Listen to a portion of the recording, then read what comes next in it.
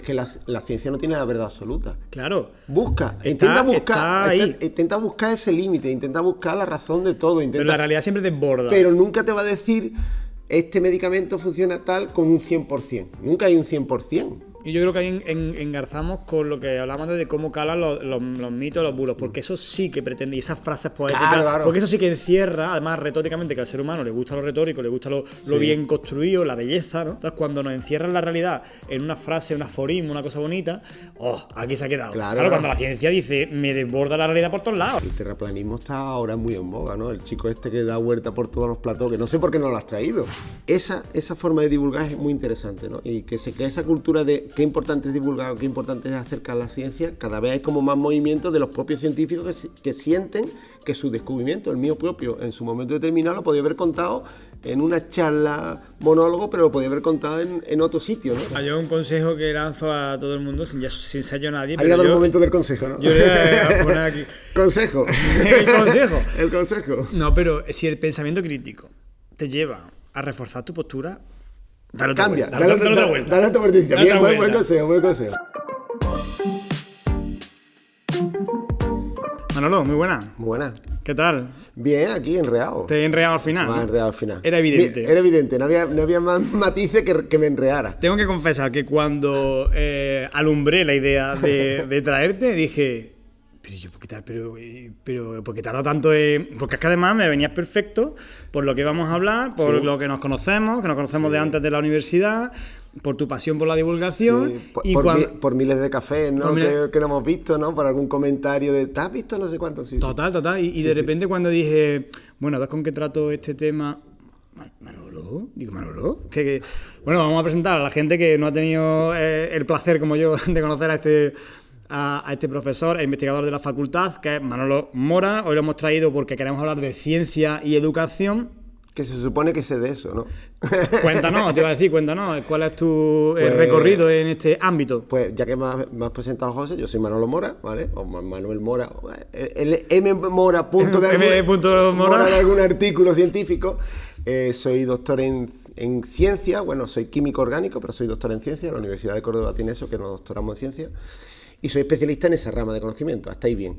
Pero ahora soy profesor de esta Facultad de Ciencia, Educación y Psicología, dando ciencia para los futuros docentes de infantil y primaria. De infantil y primaria, que también tenemos que trabajar ese contenido en nuestras aulas y necesitamos especialistas, como es tu caso. Eso.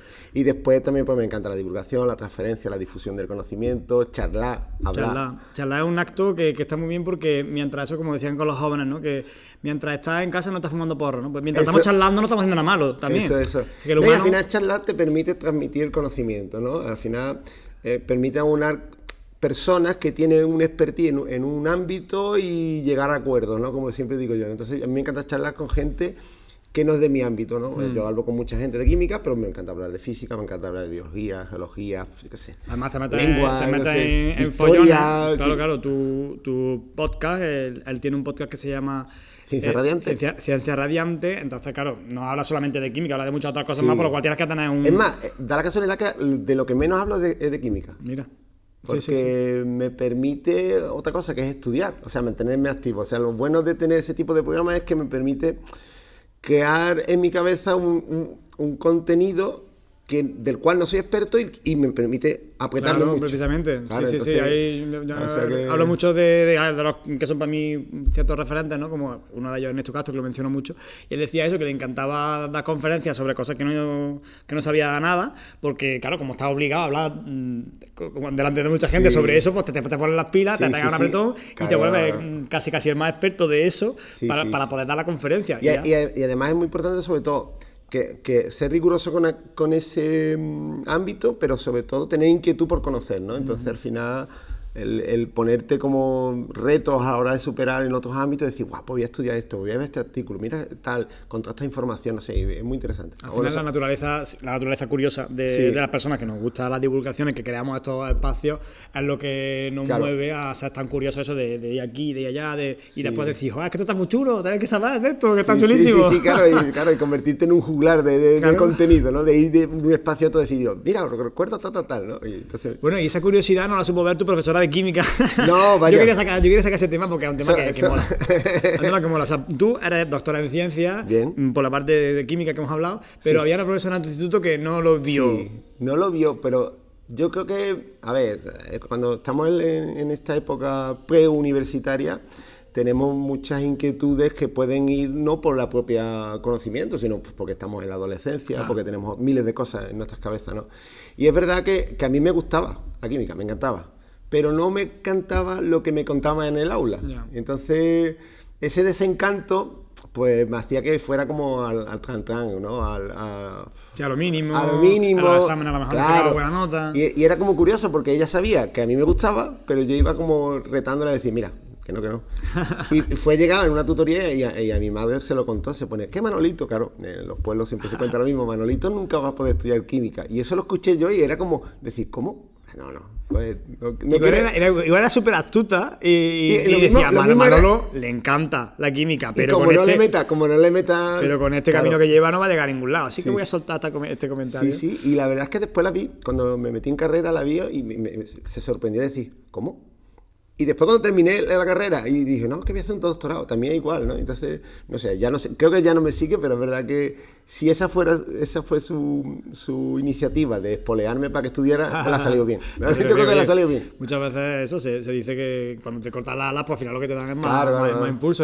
O sea, que y más en la adolescencia, que funcionamos un poco a la contra. A la contra, sí. Bueno, en última instancia, la química fue lo que te convenció al final para elegir la carrera, luego te doctoraste, has estado pues desde entonces investigando, ¿no? Sí. ¿Y cuándo te nace esa inquietud por también tener esa parte divulgativa de transmitir el conocimiento? A ver, cuando en las carreras de ciencia, está muy feo lo que voy a decir, pero las carreras de ciencia te van llevando por un carril cada vez más estrecho, entonces te van sesgando con respecto a las distintas disciplinas que no entran dentro de esa materia. Entonces, yo acabé haciendo un doctorado muy específico dentro de la química orgánica, muy acotado, y era posiblemente de los más expertos que había en el mundo en ese momento, claro. que suena pedante, ¿no? Suena elige algo tan concreto, claro. Suena pedante. Estudiar una simple reacción que solamente tenían unos japoneses, etcétera, me hace ser experto junto a esos japoneses en esa reacción, claro. ¿no?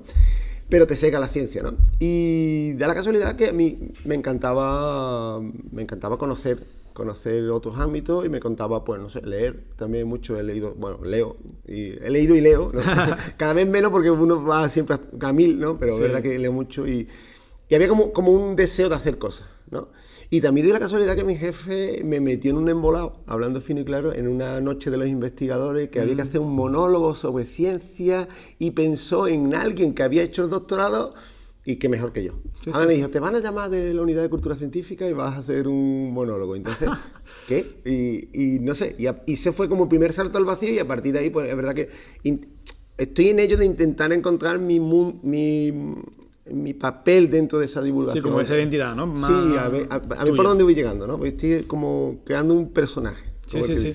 Hombre, al final cuando te pones en ese rol de comunicador, en caso de un monólogo más todavía, ¿no? Pero en general, es verdad que la comunicación siempre tiene unos códigos y se transmite mucho más cuando tienes eso, una personalidad que puede ser tuya, pero variada. Sí, y aparte te ordena, porque al final el hacer este tipo de difusión y transferencia del conocimiento necesitas ordenarte, ¿no? Crear esas escaletas, aunque sea en tu cabeza, de qué tengo que contar, en qué tiempo, con qué tono. Entonces, al final, eso también te sirve. Sí. Eso a mí particularmente me sirve mucho incluso para estar en clase. Hombre. Para estar en clase al final tienes que hacer oratoria y monólogos, ¿no? de un conocimiento y a lo mejor esas técnicas que he ido aprendiendo en este tiempo las revierto, ¿no? Sí. No, pero es verdad que al final es un trabajo que hay que hacerlo bien. La comunicación muchas veces pensamos que es algo intuitivo o natural, que o sabes o no sabes, que hay gente que se nos da o se les da mejor o peor, pero también tiene un poco, yo lo comentaba antes justamente con los compañeros que están aquí con la cámara, decía, tengo que cuando hable me hace menos que nos pasa mucho que, claro, cuando tú estás hablando en una conversación que no tiene mayor historia, pero cuando estás comunicando, pues puedes mejorarlo. En vez de tener una dicción más atropellada, pues pausarte, o hacer más énfasis en esto, hacer más énfasis en lo otro. Eso, corregirte tú, porque todos tenemos... vale.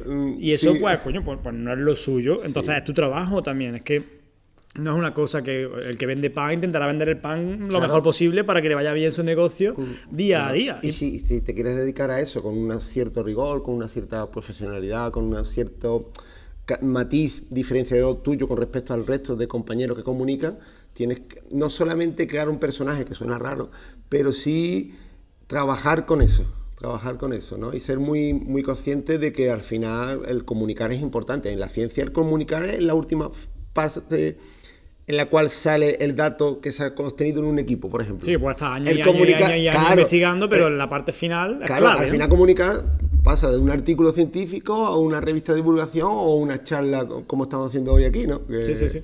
Y en ese punto es el que, cuando hablábamos un poco, preparando la charla, hablábamos sobre la alta tecnificación y cómo de presente está la ciencia. Porque, bueno, pues hoy en día todos vivimos en contextos que la ciencia está presentísima, ¿no? Desde el Mistol, desde la lavadora, los componentes de cualquier electrodoméstico, los móviles, evidentemente. Sin embargo, todavía hay que hacer un esfuerzo porque no tenemos todos un dominio resuelto de muchas cosas científicas. O sea que al final, pues eso, nosotros nos relacionamos con los objetos pues, de forma muy funcional, ¿no? Me sirve para esto, no me sirve para lo otro. Pero incluso cuando muchas veces se dice, no, los chavales hoy en día controlan las tecnologías, dicen, no, saben usarlo, saben hacer así con el dedo. Claro, saben un conocimiento científico técnico no lo tienen. Claro, saben utilizar la aplicación de turno en la cual se encuentran y difunden y transfieren y ven y postean, etcétera, etcétera, ¿no? Pero realmente no tienen esa intuición de saber cómo funciona, ¿no? Cómo funciona un móvil, muchas veces lo he dicho yo en clase, un móvil funciona por cosas muy sencillas, en el cual la mitad de todo ese enigma es la propia batería, ¿no? Hay un impulso electrónico, esa batería se carga, hay un flujo de electrones que pasa de un ánodo a un cátodo y hay energía suficiente para que se mueva todo el procesador y todo lo que tú has colocado dentro de ese móvil, ¿no? Y no es mucho más difícil, bueno, y por algunas cosas más, ¿no? Entonces, el entender la ciencia desde el plano social es casi de lo más importante que tenemos que hacer los científicos que nos dedicamos a dar ciencia. O sea, lo tenemos que llevar al plano del usuario de a pie, lo tenemos que llevar a la rutina de nuestras casas, lo tenemos que llevar a mi abuelo. No sé, imagínate, ¿no? ¿Cómo le contaría la ciencia? Y siempre yo cuento muchas veces, ¿cómo le contaría la ciencia a tu abuela, ¿no? Y hay alguna práctica que hago con la gente del máster de secundaria, ¿no? Y entonces, al final, hay un esfuerzo porque la ciencia se entienda. Pero, ¿qué pasa? Que la ciencia tiene, pues, mucho... está como catalogada en un compartimento en el cual está como sesgada a la sociedad, o hay una parte de la sociedad que elige conocer o de un ámbito o de otro, y la famosa dicotomía entre ciencia o letra. Total.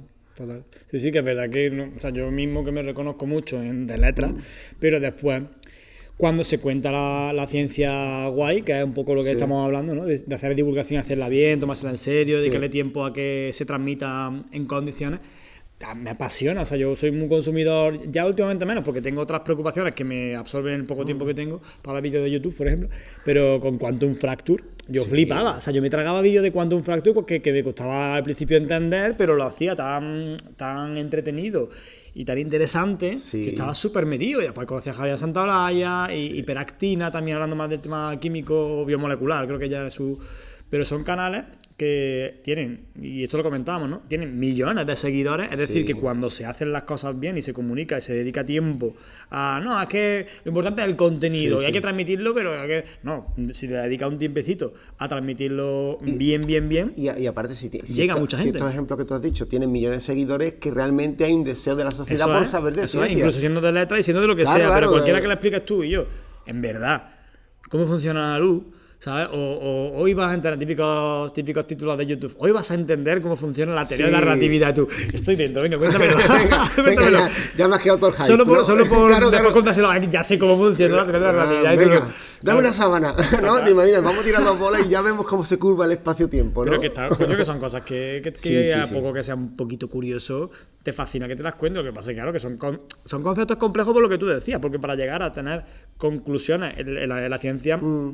Tú decías que te especializan mucho, claro, porque requiere una profundización tan tocha en elementos, pues, de conocimiento técnico, etcétera, para poder seguir avanzando en ese ámbito, que claro, que después ese lenguaje que tú ya has manejado para llegar hasta ahí es un lenguaje que ahora tienes que traducirlo al común de los mortales. Sí, claro. Y también hay un problema de fondo que va a sonar feo y raro siendo yo científico, que es que la propia ciencia se ha creído algo sobrenatural o algo ajeno a la humanidad. Por encima ¿no? del resto, ¿no? Claro, digamos que se ha tenido que empoderar, el científico se ha tenido que empoderar y yo lo veo como si estuviera en una atalaya de conocimiento, estuviera a un nivel en el cual la sociedad pues está 4 niveles más abajo. Entonces, es verdad que el empoderarse la ciencia en ese nivel no permite ver qué necesita la sociedad, cuando realmente la ciencia en sí es de las herramientas más maravillosas porque es totalmente altruista. Claro. Gente que se dedica a mejorar la vida de otras personas. Sí, o sea, el input científico es encontrar la verdad, o sea, encontrar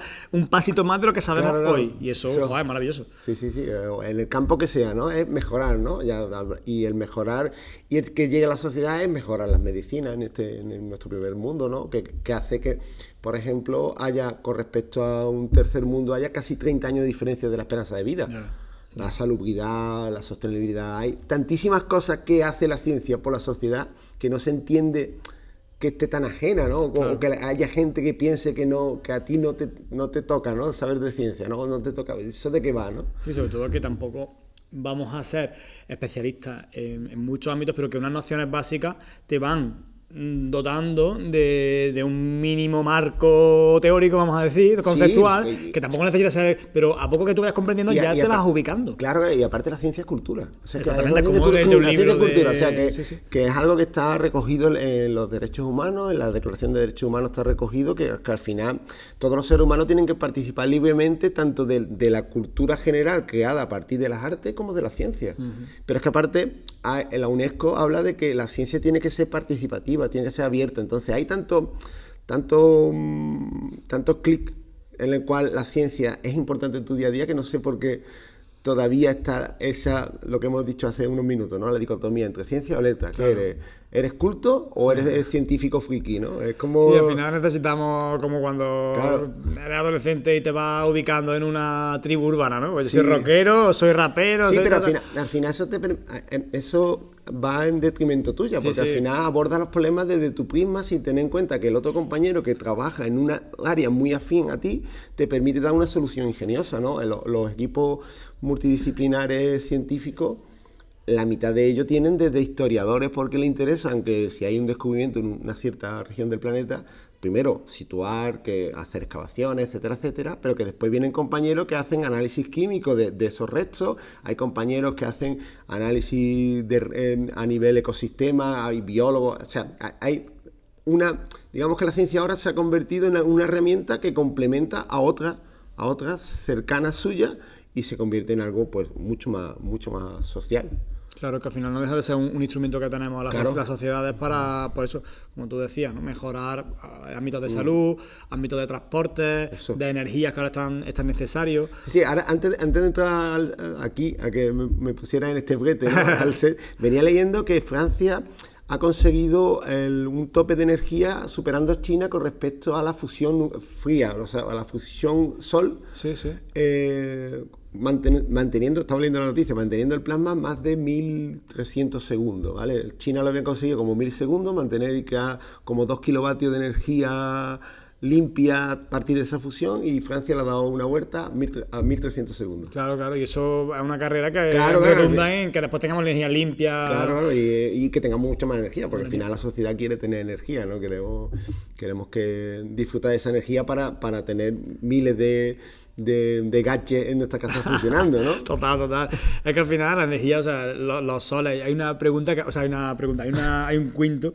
Ay, ¿de quién era? De Asimov sería. Isaac Asimov, la última pregunta. No sé si te sonará. La última pregunta, Asimov, sí. O sea, yo lo recomendaría muchísimo, de verdad. Sí. Yo, de hecho, en cuanto sale temas que pueden ser ligeramente vinculados a ese cuento, digo, léetelo. Lo tengo en PDF, se lo mando a la peña. Toma, te lo aparte, lo bueno que tiene Asimov es que es de los grandes divulgadores que interiorizó eso. O sea, es un científico en el cual se dio cuenta que su estilo de escritura y su forma de divulgar se entendía perfectamente. Hay cuentos preciosísimos, hay relatos mucho más áridos, pero que son muy divulgativos, como en mi campo yo me he leído Breve Historia de la Química de Asimov, y empieza hablando de que los seres humanos, el primer impulso del ser humano fue la curiosidad. Claro.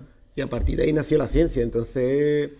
Sí, sabe enganchar, ¿no? Claro. Una cosa con la otra. Entonces... Pero es fascinante. Y hablando de la energía, creo que la última pregunta va justamente de eso, ¿no? De los soles que hacen falta para alimentar. O sea, que al final la energía es una de las cosas a nivel científico que a mí me rompió mucho la cabeza, porque como que es como un nivel, es verdad que te elevas. Hay un punto en que te elevas, porque es como un poco Matrix. O sea, tú ves las cosas ves el código que está detrás de la columna, que ya sé de qué está hecho, de qué materiales. Y digo, joder, te sientas como un poco... Y cuando entendí esta cosa de la entropía, de la energía, al final lo llevas a muchos planos de tu vida, incluso por eso es una cosa que animo a que la gente tenga esa curiosidad científica, porque no solamente que sea de ciencia de letras, es que la puedes llevar, ya te digo, a los alimentos, el balance energético de los alimentos que tú te comes por lo que tú gastas, y al final vas como este recurso poniéndolo aquí, ay, pues mira, y te desbloquea un conocimiento, te desbloquea otro, y leche, más ahora que tenemos, bueno, en el ámbito climático y en el ámbito energético, porque muchas veces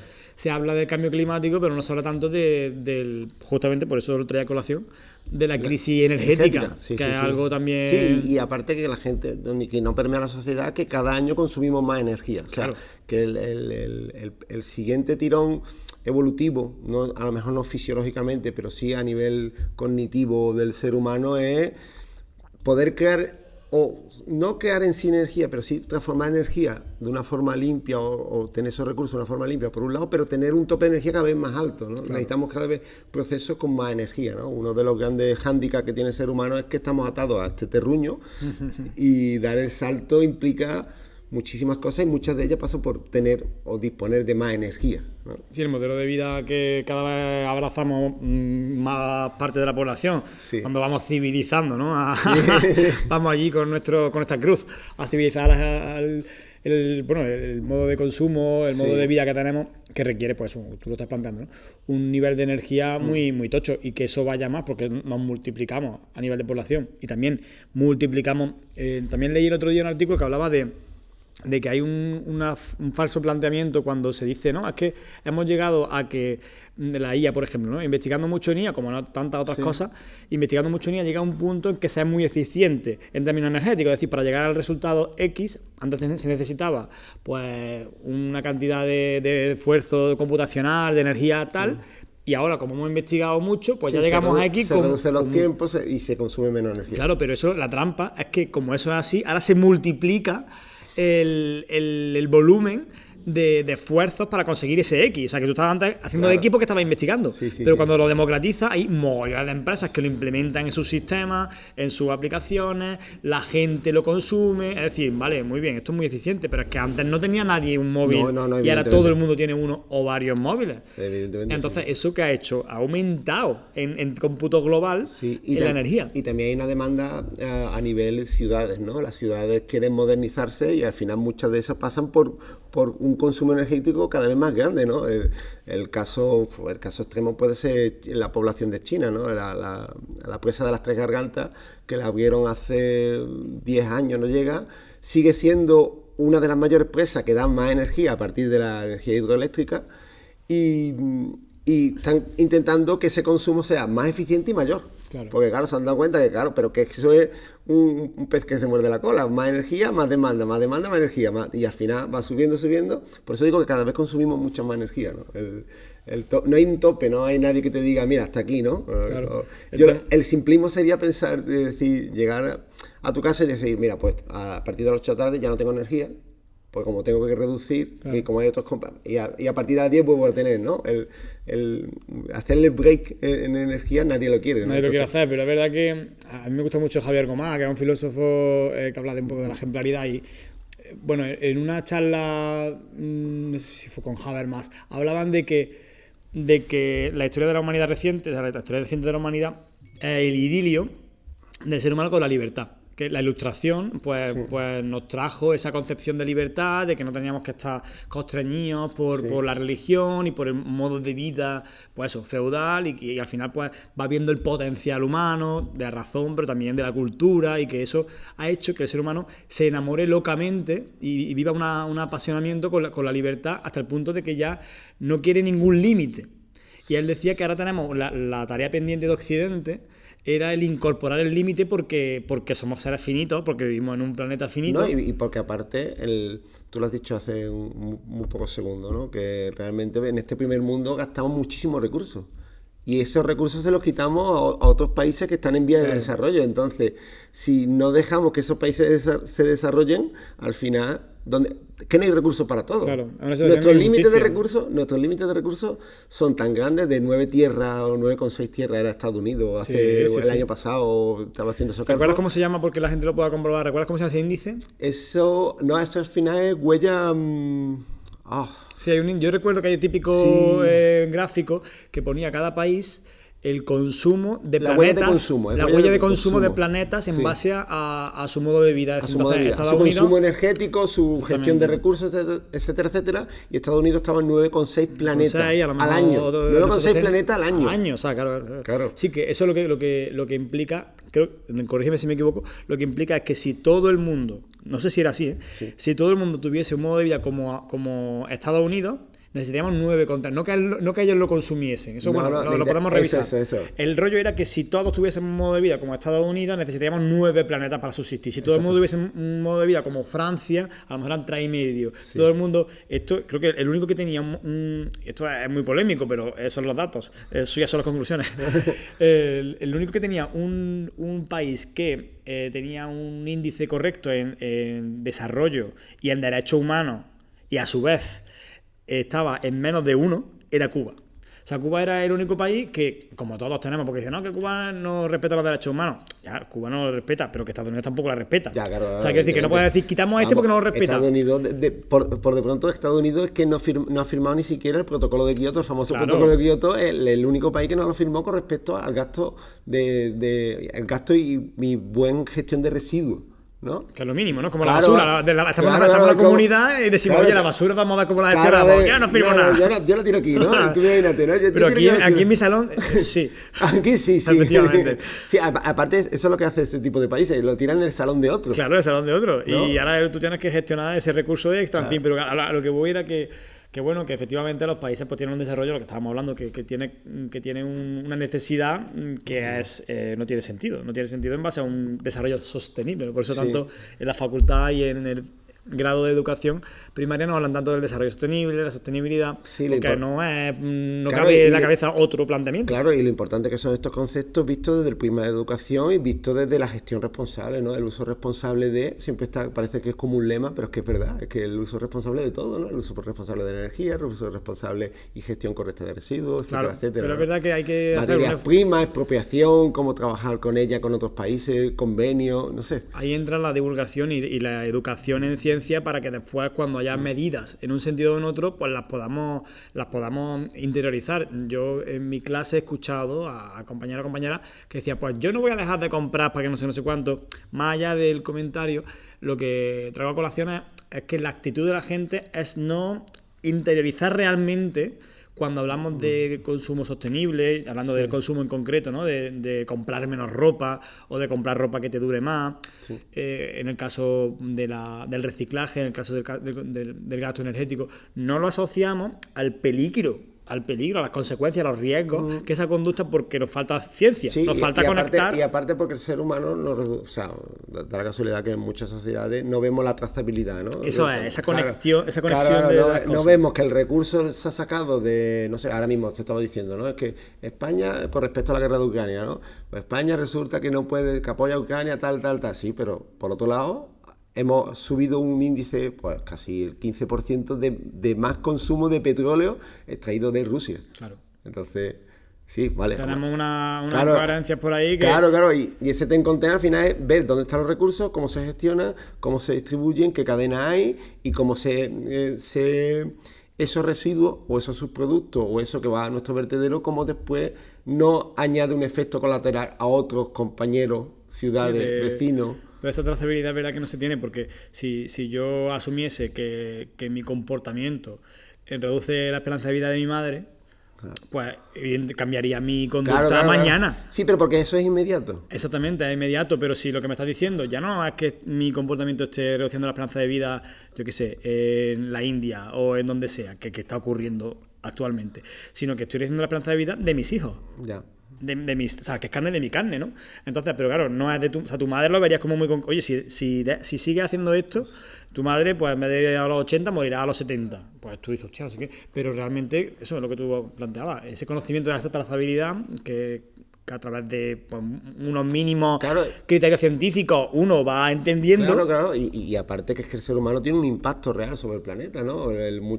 Ya muchos científicos pusieron en marcha el concepto antropoceno como la era geológica en la cual el ser humano ha incidido de una forma capital a todo en este planeta, ¿no? Entonces, es que incidimos sobre la Tierra, ¿no? Sí, incidimos en nuestra generación y dejamos una siguiente generación con otras problemáticas mucho mayores, ¿no? A resolver, ¿no? Entonces, eso va subiendo. Yo no sé si habían desarrollado un concepto, hay como una responsabilidad generacional, creo que habían sí, pero al final es lo mismo, al final esta generación hace un consumo de recursos y tenemos que tener en cuenta que esta generación no es el final. Claro, que al final hay que proteger los derechos. Cuando hablamos de los derechos humanos hay que proteger los míos y los de las generaciones. Porque si yo estoy teniendo un modo de vida y de estar en el planeta que al final va a redundar en que los que vienen después van a tener muchos problemas, yo estoy incurriendo ahí. Claro, yo estoy incidiendo sobre estoy atacando los derechos humanos, no de alguien.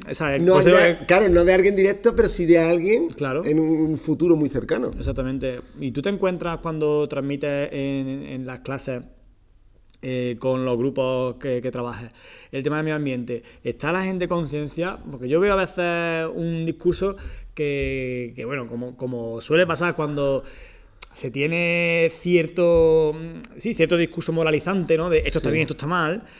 A veces ocurre que la gente pues, se pone a la defensiva. No, porque no sé qué, no sé qué. Y aunque la estés diciendo que nos vamos al garete, esto es como la película esta, que ahora viene el meteorito, que a ver si hablamos del meteorito. Sí. Pero esto es como la película de. Ay, ¿cómo era? La de. No, la última que salió que. No, Don't Look Up. No mires arriba. Sí, pero eso lo tratamos de forma irónica, ¿no? Pero era como muy paranoia. Era como un poco como era la serie esta de Black Mirror. Sí. Era un poco esa sensación de jaja, qué risa. Pero podría ser verdad. Claro, qué risa, pero que no. ¿Esto es comedia o es muy fiel, no? Entonces, claro, lo que hablo ahora con respecto a cuando tú planteas en las clases, oye, que si no hacemos este tipo de cosas, también es verdad vamos al garete. También el discurso a nivel medio ambiente ha cambiado. O sea, el discurso hace 20 años o hace 15, no me voy tan lejos, eran documentales o eran charlas. David Attenborough te decía, por ser el planeta, eran como muy catastrofistas. Uh-huh. Y eso en la sociedad le ha producido una desazón de decir, espera, ostras. Y tampoco era eso, no tenemos que meter miedo. Uh-huh. No tenemos que meter miedo, sino tenemos que crear conciencia, ¿no? Entonces, no tenemos que pasar del catastrofismo a esto que es educar ¿no? La educación en esa sostenibilidad. ¿No? Claro.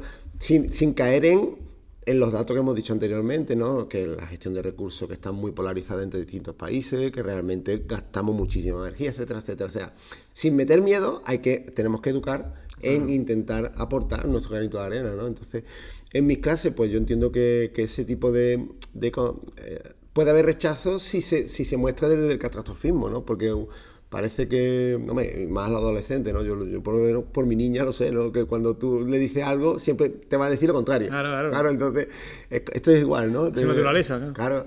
Y aparte, tampoco lo podemos dar secado. Lo bueno que tiene nuestro trabajo en esta facultad es que los educadores tienen muchísimas herramientas para poder reflexionar sobre una temática, ¿no? Entonces, tú no vas a darle directamente el dato, sino tú le vas a decir, bueno, ¿qué ocurre con esto? ¿Y qué piensas sobre, ¿no? Y reflexionas, ¿cómo incidirías tú? O si en tu comunidad tú dieras este tipo de conceptos y de charlas, ¿cómo? Entonces, lo puedes tú además comprobar, puedes ver que con internet puedes hacer investigaciones muy, muy rápido, se puede ver las consecuencias, por ejemplo, de la fábrica textiles. Incluso se pueden simular, ¿no?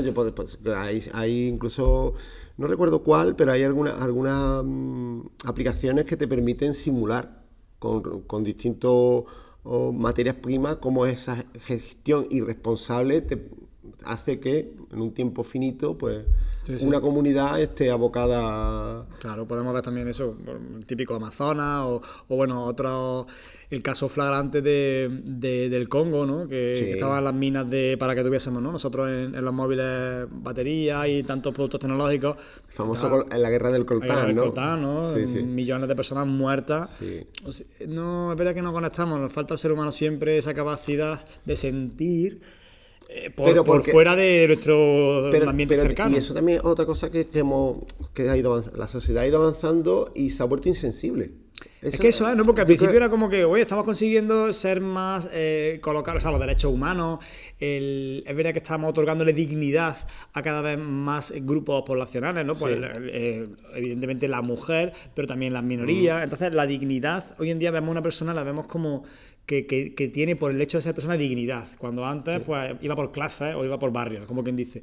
Pero a su vez, es lo que tú estás planteando, quizás al verlo en el telediario, que escandalizaba cuando veíamos. Yo recuerdo saltárseme las lágrimas comiendo cuando ponían a los, hablando mal y pronto, a los negros de África con la barriga y se te indigestaba lo que estuviese comiendo. Pero lo hemos normalizado. Lo hemos normalizado. Es verdad que con Ucrania y Palestina... Claro. Y hablando de guerra, una guerra como Ucrania, 3 años, ¿no? Lo hemos normalizado que llevan 3 años de guerra.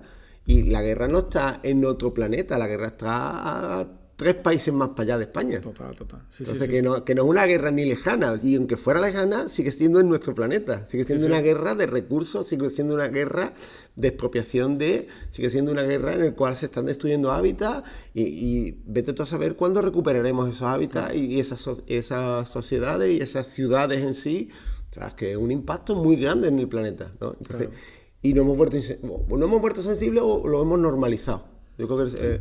no sé por qué lo hemos normalizado. Yo creo que al final la política representativa tiene muchas cosas buenas, pero la negativa es como esa delegación. A lo mejor esa pregunta va mejor para los psicólogos, ¿no? Cómo funciona nuestra mente. Psicólogos sociales, claro. o politólogos. Cómo en nuestro cerebro hemos normalizado. Y no sé, el otro día lo estaba comentando con un café con otro compañero. Decía, si es que ahora vemos el típico vídeo que pone advertencia, esta imagen puede ser dura, y tú no la paras, tú la ves y la normalizas. ¡Buah! Que un disparo en la cabeza, ¡pum! Y le ves tú la cabeza. Y de verdad, normaliza eso que es tan duro. Sí, es verdad que como que la pantalla pareciera que fuera ajeno. Que pone una distancia también emocional, psicológica, afectiva, no sé. Claro. Y lo único que te choca y lo único que te duele es cuando es muy cercano a ti. Sí, es muy cercano. Si verdad, no es como ajeno, ¿no? No, hombre, no.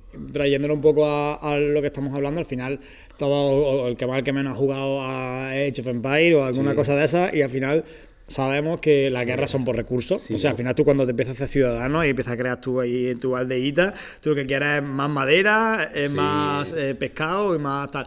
Entonces, pues bueno, yo creo que nadie se cree hoy los cuentos, ¿no? América siempre llevaba por ahí, como antes iban con la cruz que decía, para democratizar, ¿no? América hacía las guerras para democratizar el planeta. Todos sabemos que las guerras se hacen por recursos y por influencia política. Claro, entonces, creo que ahí la ciencia tiene ese papel también de democratizar el cómo concebimos, pues sobre todo la energía, que es lo que en este caso a lo mejor es más lo que se busca con el petróleo, que también ahora comentaremos algo respecto a eso, pero o el gas, ¿no? Como muchas veces en Oriente Medio, a los países que se va buscando por ahí es el gas natural.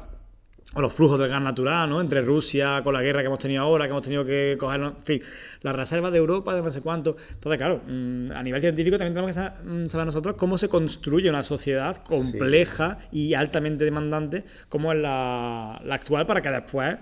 Oye, cuando veamos las guerras sepamos un poco por dónde vienen los tiros, ¿no? Que me has dicho. Sí. En fin, pero bueno, saltando un poco de tema, porque este tema, lo que tú decías, que puede ser más para sociólogos, para... No por nada, sino porque la reflexión estos compañeros la pueden no, pero que aparte me parecía interesante en temas energéticos, porque creo que, bueno, como en otros momentos había otras guerras, me enfocaba en otras cosas, pero ahorra energía. Ahorra. No, pero ahora la que tenemos es la crisis energética, y en el futuro puede ser que esta guerra que venimos comentando... Hace un montón de... Te iba a decir hace un montón de años, pero que es verdad. En el 2011 daba clases en química y trabajaba un tema que era el petróleo, que lo está sacando ahí. Estamos como evitándolo, pero al final vamos a llegar. No, yo quería que lo comentara un poco, porque sí. Pero eso que conocíamos como el petróleo devengó en la idea de una teoría que puede ser que suceda. Hay una teoría que es la teoría del Dubai, que es un yacimiento que hay en Sudáfrica, en el cual decía que el ser humano llegará a un momento que consumirá tanta energía, pero no podrá producirla o transformarla de otra fuente, que entrará en crisis. Y entonces todos nuestros dispositivos, todos nuestros gadgets, todo nuestro sistema de vida será como volver a las cavernas, pero con ordenadores que no podemos enchufar, ¿no? Claro. Entonces... Sí, porque la transición de fuentes de energía tradicionales como tenemos ahora mismo... Sí, de no renovable a renovable. A renovable necesita también una energía superior que si no, agotamos, como tú tienes un cubo de energía, que tú esta energía la que hay es la que hay, no se va a poder regenerar. No, pero aquí tengo una fuente de energía que se puede renovar. Ah, perfecto. Pero yo voy a seguir comiendo de este. Y va a llegar un momento en que nos quede tan poca energía en este cubo de energía no renovable que ahora para hacer la transición aquí yo no la puedo hacer mágicamente. Como con arte de magia. Necesito energía para implementar, para que la gente lo visualice. Para yo coger aerogeneradores y llevarlos a donde hay que llevarlos, necesito a lo mejor camiones. Sí. Con diésel o helicópteros. Y los aerogeneradores en sí, estas grandes hélices que vemos en muchos sitios de nuestro planeta, necesitan de energía eléctrica para ese primer impulso. Entonces, si no hay energía eléctrica para que ese aerogenerador empiece a funcionar... Claro, eso es lo que tú estabas planteando para que se entienda bien de ese bloqueo de que si el cubilete de energía no renovable lo agotamos, luego no podemos ir a la renovable. Y que entiendo perfectamente que tenemos que ir a las renovables, pero teníamos que ir a las renovables de hace muchísimo más tiempo. O sea, sí. Vamos tarde, ¿no? No es que vayamos tarde, es que yo daba ese tema lo daba en el 2011. Los bancos americanos petaron, ¿no? El famoso Lehman Brothers, ¿no? Pero eso fue así por culpa del petróleo, por culpa de que el barril del Brent subió exponencialmente muchísimo en ese tiempo y claro, las bolsas enseguida se asustan, ¿no? Se refrían, como dicen. Pero es que la del 70 fue igual. La crisis del 70 fue la crisis del petróleo. Claro, pero que arrastramos de 2011 a 2013 arrastramos ese resfriado gordo, ¿no? Y en ese momento no pensamos en decir, ahora es cuando tenemos que meter las renovables. No la tenemos que haber metido ahora, ya año 25. Bueno, llevamos ya bastante tiempo, sino la tenemos que haber metido 10 años antes. Claro, pero vamos, que evidentemente ahora derivaremos esto más hacia la educación y la ciencia, pero porque la gente entienda realmente la conexión de todo lo que estamos hablando con sociedades mejor educadas en ciencia que tomen mejores decisiones. Porque lo que tú estás diciendo de que en 2011 ya teníamos que, bueno, ya vamos tarde porque yo creo que los movimientos ambientalistas dan por culo desde los 60. Sí, por supuesto. Y ya dando la tabarra desde los 60. Pero bueno, la UNESCO, los años 90... Incluso hemos pasado del caciquismo del petróleo, ¿no? De cuando las grandes empresas petroleras hacían suyo este recurso e imponían aranceles a distintos países y decía, ojo, ¿qué quieres? Ordenaba el tapete, ¿no? El RIS, ¿no? El RIS, exactamente, no es que ellos fuesen el más grande, es que ellos tenían la caja con las fichas. Claro, tenían la caja con las fichas, entonces el resto de sociedades tenía que decir, espérate, a mí me hace falta aquello, ¿a cuánto lo vendes, no? Claro. Entonces, ellos fueron los que dominaron hasta que se resfrió. Eso que ocurrió, esa crisis económica fue tan grande mundial porque ocurrió eso con este recurso y porque se pensaba que no había tanta reserva. Y ya te digo que hay que tener esa conciencia en este terreno porque no se hizo en su momento. Estamos empezando a tener movimientos más determinantes en este ámbito cuando ahora Trump ha ganado las elecciones con un discurso abiertamente anti cambio climático, anti-energética. Entonces... No, y además con un discurso en el cual dice, en Groenlandia hay una gran bolsa. Me interesa Groenlandia, la compro. Ya está. Se acabó.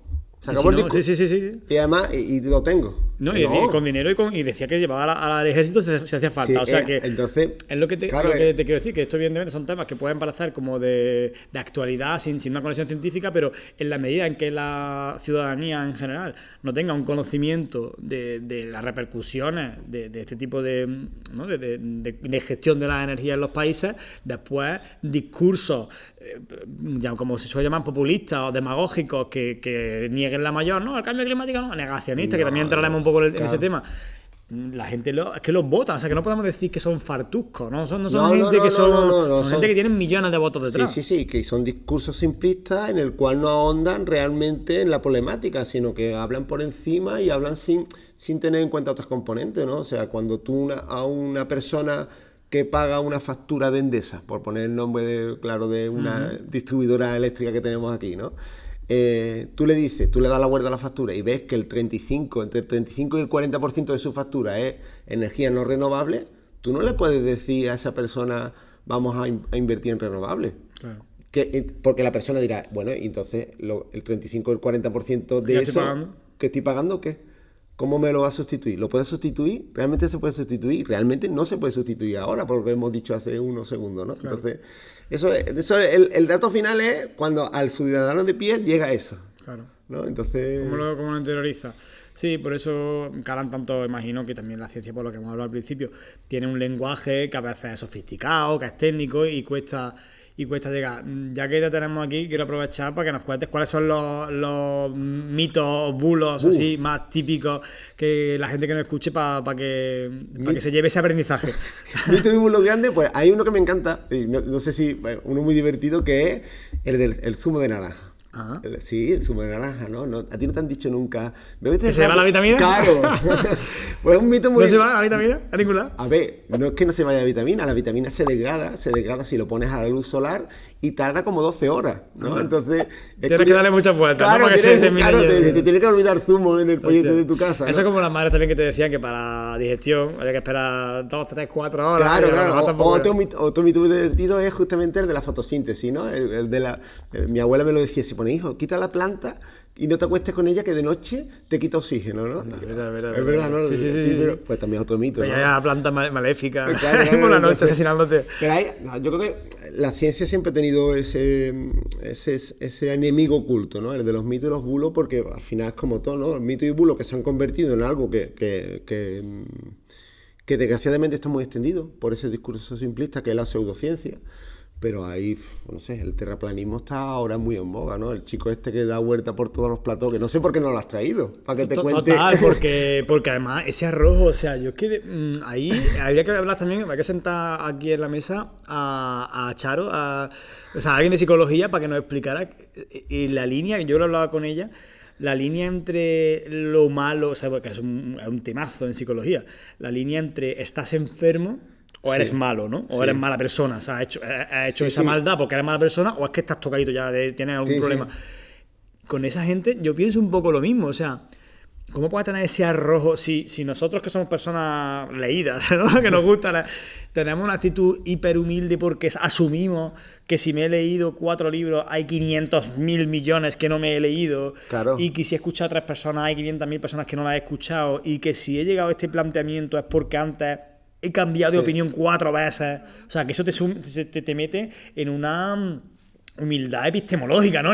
Sí, claro. Esa famosa curva, ¿no? Que era como la curva de que el que empieza con un tema se cree que sabe todo, cuando más sabe, ya dice, hostia, no sé qué. No sé tanto y después vuelvo al inicio, ¿no? Claro, es verdad que esa gente vamos a tope con lo suyo. Sí, pero van a tope y van y te debaten. O sea, y lo peor es, yo lo que veo de este discurso negacionista o de este terraplanismo, que es lo que hemos sacado ahora, es que los científicos nos metemos en el mismo fango y no es eso, es mucho más fácil demostrar. No tengo ni siquiera que entrar en un careo contigo. Claro, yo te demuestro a nivel científico, cuándo lo quieres, aquí, en qué momento. Claro. Te viene un laboratorio y vente para acá. No me cuentes rollo de... No es que resulta que el primero que me demuestre que un barco se va por el horizonte, pues claro que se va por el horizonte. Vienes conmigo, cogemos unas cámaras, claro, todavía no había, o sea, llevan años dando la tabarra y todavía no ha habido un proyecto serio. De hecho, creo que el que fue este famoso, lo habrás visto, The Wild Project, tuvieron ahí el careo con el Jaime Santaraya. Sí. Y creo que fue uno de esos que fue allí, no, es que voy a coger un globo y voy a hacer un experimento y me voy a tirar para arriba con una cámara y ahí sí os convoco y tal. Y digo, no se llegó a hacer, ¿no? O sea, no se hacen esas cosas porque se acabaría la charla, ¿no? Y tú te montas en cualquier, no sé, en un globo aerostático, tú te tiras en un avión arriba, tú ves perfectamente que el horizonte está curvo. Claro. Es que no sé cómo... Pero son gente con lo que digo, que por eso entro en, que no es desde el respeto, pero que sinceramente tengo esa curiosidad. ¿Dónde está el punto de decir yo, no tiene una capacidad de interpretar la realidad? A mí lo que me a mí lo que me da miedo como científico es justamente la capacidad tan grande de convencer, ¿no? Que tiene esta gente. Entonces, pero antes, o sea, lo comentábamos en otro episodio que es verdad que parece como que lo irreverente a veces cala por lo irreverente. Sí. Yo muchas veces, del plano político, también muchas veces la gente que está en contra, cuando se consiguen cosas, también está en contra. Hombre, que yo quiero que esto ocurra. Claro. Y si ahora estoy en contra es porque esto no ocurre. Si llega un gobierno que mal que bien, con otras cosas que las regular, pero esto lo hace bien, Pues yo le voy a decir, pues esto está bien. Pues está bien. Y no pasa nada. Ya está. No tienes que estar todo el rato en contra. Que el contra. Hay otro autor que creo que es Javier Gómez, si no recuerdo mal, que decía, no, es que han ganado para mal la escuela de la sospecha. Nietzsche, Freud y Marx se llama como la escuela de la sospecha, porque cada uno en su ámbito, Nietzsche en el plano cultural, Freud en lo psicológico, en el inconsciente, y Marx en el terreno económico, social y político, como que fueron los que implementaron una teoría crítica, ¿no? Sí. Y mucha gente decía, no, es que hay que seguir con la teoría. Y dice, no, es que han ganado. Porque la gente está ya con el colmillo retorcido. Todo el mundo va como... Y eso, incluso la ciencia que tiene todo ese armazón para convencerte del propio método científico, incluso se rebate en cosas de bombero torero muchas veces. Por llevar la contraria. Claro, y porque se va a ese campo en el cual ella no se... que yo entiendo que en esos pensamientos más simples o en esas ideas que son indemostrables y son irrefutables, ¿no? Se curva el horizonte, ¿no? Ahí la ciencia se tiene que meter, ahí se tiene que meter en decir lo que es realmente, en explicarlo, en saltarlo, pero no entran en ese careo porque no el formato, no entran en ese formato de careo. Y yo entiendo que estos grandes pensadores nos pusieron en la idea del pensamiento crítico, algo que tampoco se hace. Realmente la gente adopta un pensamiento que es muy afín a ti, es como las cookies del Google, ¿no? ¡Qué buena analogía! Claro, las cookies del Google. Cookies. Claro, las famosas cookies, ¿no? Cuando tú empiezas a ver las mismas noticias sesgadas y tú dices, ostras, qué guapas estas noticias. Claro, es que tú se las has dicho. Son cookies, pero tú tienes cookies mentales ya. O sea, no solamente las cookies son un algoritmo informático que te ordena el contenido para que te cuadre a ti, sino que son cookies mentales también, de que has estado tantas veces que ya... Claro.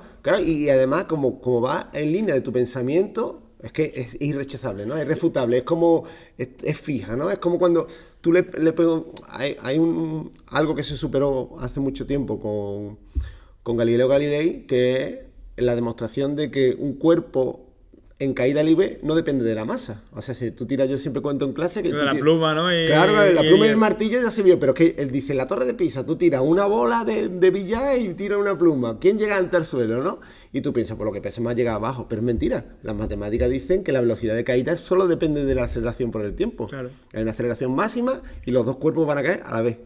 Es que no cae a la vez, claro, porque hay rozamiento del aire, etcétera, etcétera. Pero que si tú lo haces en condiciones de laboratorio se ha hecho, caen igual, ¿no? Entonces, pues eso... que va en contra de tu raciocinio es lo que le ocurre muchas veces a la ciencia, ¿no? Son cosas antiintuitivas, ¿no? Claro, lo intuitivo, claro, es que yo cómo voy a ver el horizonte, pues plano. Y ya está, se acabó. Sí, te queda y no entras en el rollo de, venga, espérate, voy a razonar, voy a criticar, voy a reflexionar, voy a ver qué postura. Además, yo un consejo que lanzo a todo el mundo, sin ensayo a nadie. Ha llegado el momento del consejo, ¿no? Yo le voy a poner aquí. Consejo.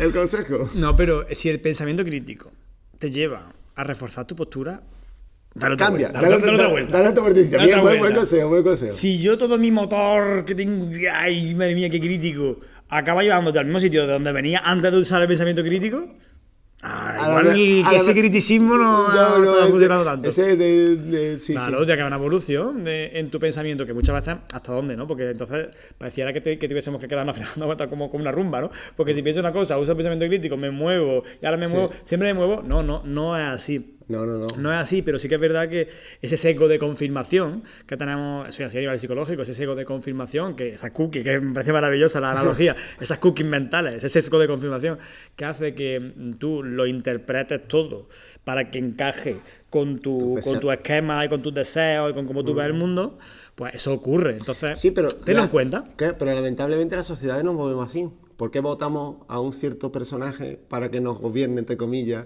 en Estados Unidos? Sí. Entonces nuestro cerebro está muy... O sea, esas cookies mentales que te han encantado de la analogía hacen que alineemos pensamiento y digamos, claro, si es que tienes razón. Sí, sí. ¿Cómo? Era de Antonio Gramsci un texto que leí que dije, joder, es que es magnífico. Porque decía, nunca vas a poder convencer a nadie de que piensa lo contrario. En ese trabajo de pedagogía social y demás, decía, es muy difícil porque, aunque tú le convenzas a alguien con argumentos sólidos y lo dejes como en evidencia, esa persona, mucho antes de decir, joder, pues lleva razón. Mucho antes de pensar eso, va a pensar, yo ahora mismo no voy a ser capaz de contraargumentarte esto que tú me estás diciendo. Pero un fulano que yo vi en su momento, que fue el que me convenció de tener yo esta idea, ese, si estuviera aquí, te diría 4 cosas. Te diría 4 cosas, eso. Yo no soy capaz, pero... Y se queda como rumiando, porque yo hablo con mi madre, tema de homeopatía, tema de medicinas naturales, tal que cual. Yo la veo con la cara en plan... Si tú hubieras visto el reel que yo vi, si yo hubiera visto el vídeo lo convincente que yo vi en YouTube, claro. Yo es que ahora mismo no te sé explicar por qué lo del colágeno, da que cual, pero y también es verdad que en esos discursos que son coherentes con tu raciocinio, ¿no? Estos discursos que no te permiten reflexionar, no adolecen, la ciencia adolece de algo que tienen ellos, que es que ellos tienen como unos eslóganes muy cerrados, muy cegados, ¿no? El que has dicho tú de la homeopatía es, el eslogan propio es lo similar cura lo similar, ¿no? Y tú te quedas diciendo, hostia, es verdad, claro. Qué marketing, ¿no? Que es que eslogan. Claro, y utilizan como pequeños eslóganes en el cual funcionan, son muy coherentes, ¿no? Al final...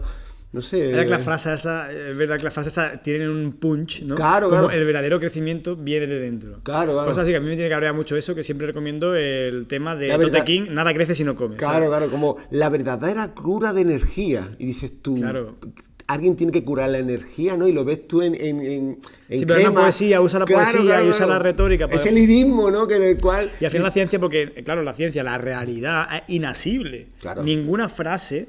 por muy compuesta, bien hecha que va a definir la realidad. De hecho, en la propia ciencia se tienen marcos, se tienen métodos que intentan recrear para acercarse, pero después te das cuenta de que se te escapa esto, entonces coges lo otro. Entonces, muchas veces cuando intentamos... Y hay algo que hay que decirlo a Vox Populi, o todavía hay que poner el eslogan por aquí, que es que la ciencia no tiene la verdad absoluta. Claro. Intenta buscar ese límite, intenta buscar la razón de todo. Pero la realidad siempre desborda. Pero nunca te va a decir...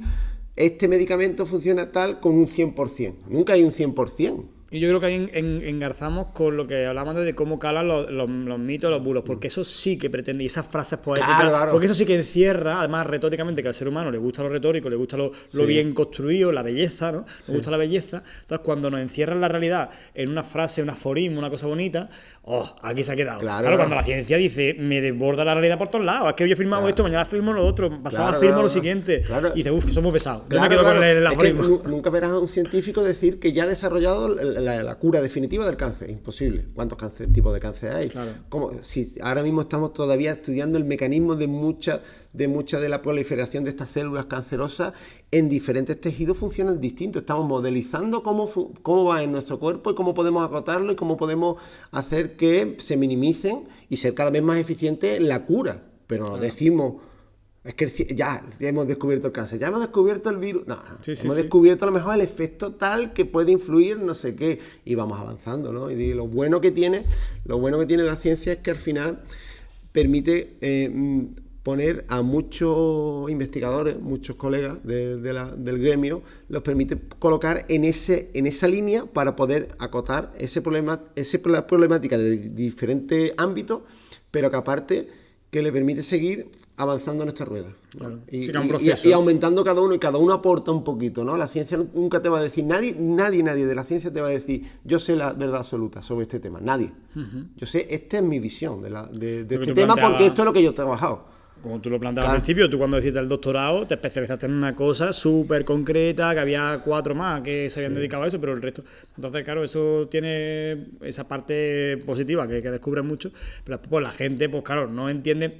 Yo una de las cosas que siempre pienso, cuando alguien tiene una afirmación así como muy potente sobre una cosa, digo, tío, ¿sabes la cantidad de gente que dedica su vida años y años con los recursos técnicos que tú no tienes, porque tú lo que tienes, como dice uno, es un router y un móvil con acceso a internet, y es lo que tienes ahí 10 minutos que le has dedicado, gañán o gañana, Y hay personas que dedican su vida entera. Y hay otro que dice, pues no, y ahora dedica la vida entera al otro a decir que lo de otro es mentira. Pero es tan fácil. Año y año. Pero es tan fácil, José, coger un móvil, grabarse y decir una sandez y que cale. Claro. Que es que eso es lo lamentable de eso, ¿no? O sea, que tú digas, no sé, cuando veníamos del COVID, ¿no? Que cierto presidente, que ahora vuelve a ser presidente, dijera, no, bebe agua con lejía que ya verás que se te va el COVID. Y si murieran esas personas que murieran, ¿de verdad tenemos que llegar a eso? Claro. ¿No? Que gente diga, bueno, la homeopatía son naturales, te lo compro, naturales, tratamientos, maravilloso. Pero de ahí a que eso sea la alternativa definitiva a la medicina, joder. Claro. Espera, vamos a ponernos... Si te dicen a alguien eso, ponte de uña, como los gatos, ¿no? No, porque además la gente mezcla churras con merinas, porque como claro. La farmacia es verdad que son al final un lobby, como hablamos antes de las empresas energéticas, pues claro, la gente cuando descubre fallos en el sistema, dice, bueno, claro, que fallos en el sistema hay y no pocos. Pero que ese lobby no hizo que la pandemia durara un año solo. Sí, y hace que tú te duele la cabeza y te tomas ibuprofeno y que ahora que yo ahora estoy malo y digo, ¿qué pasaba, tío? Que yo estoy aquí como un trapo, me tomo una pastilla y fenómeno, tío, con la cantidad de cosas que como esto podemos decir, ¿no? De muchas dolencias, afecciones de garganta, de no sé cuánto, no sé qué, dolores musculares, es decir, que la ciencia, bueno, y lo que hablabas tú antes de la esperanza de vida, o sea, la salubridad de las aguas, entonces, pero es verdad que alguien, es verdad que dice, no, típico, ¿no? No quieren que curemos el cáncer porque mientras tengas cáncer te venden los medicamentos, ¿no? Entonces ya se quedan con ese eslogan y ya se vuelven como que todo hay un complot, entonces la ciencia es un complot, las medicinas son un complot, el médico es un complot y me voy a curar con se curó el Steve Jobs. Claro, que no se curó. ¿Qué palmó? Que no se curó. Que se metía no sé qué mejunjes con no sé cuánto y dice, no, yo no me pongáis ustedes terapia habitual, la que estáis usando, no, yo voy a curar así. Y palmó el muchacho. Entonces, es verdad que... Y también puedo comprar que sea tu decisión particular, como somos muchos seres humanos, cada uno tenga su decisión particular de usarlo o no usarlo, pero no te vuelvas pregonero de eso, porque eso va contra ciencia, claro. Va contra el resto de seres humanos, ¿no? Que tú lo hagas, bueno, ya como siempre se dice, no son tus problemas, ¿no? Pero no justamente que te dediques a dar ese tipo de eslogan, ese tipo de mensaje en el cual cada vez tengas más influencia sobre ciertas mentes que piensan igual que tú, se alineen contigo y digan, claro, por supuesto, vamos a ver agua con lejía, ya verás tú qué bien. Antes, esto también se cuenta mucho, ¿no? Antes el que se veía con pocas luces, pues se sentía con pocas luces y se quedaba un poco calladico, y ahora pues el que tiene pocas luces, como se graba un vídeo y le aplauden encima a él que tiene pocas luces, pues hostia, va para adelante, como suele decir, como el tonto que coge un camino, y eso tiene un eco. Por eso al final, y la importancia de este episodio en recalcar que la ciudadanía de una sociedad tan compleja y tan tecnificada, donde la ciencia está tan presente, tiene que estar educada también en esos principios de la ciencia para que no seamos después... Porque es verdad que la sociedad es compleja, que está todo muy interconectado. Lo vimos con el COVID, como tú lo has planteado, ¿no? Problemas que hubo en China, en 2 segundos están aquí. También se puso todo el mundo a funcionar y conseguimos la vacuna porque hubo trabajo en equipo y tal, ¿no? Claro. Pero la sociedad es muy compleja y al final nosotros no debemos de ser monos.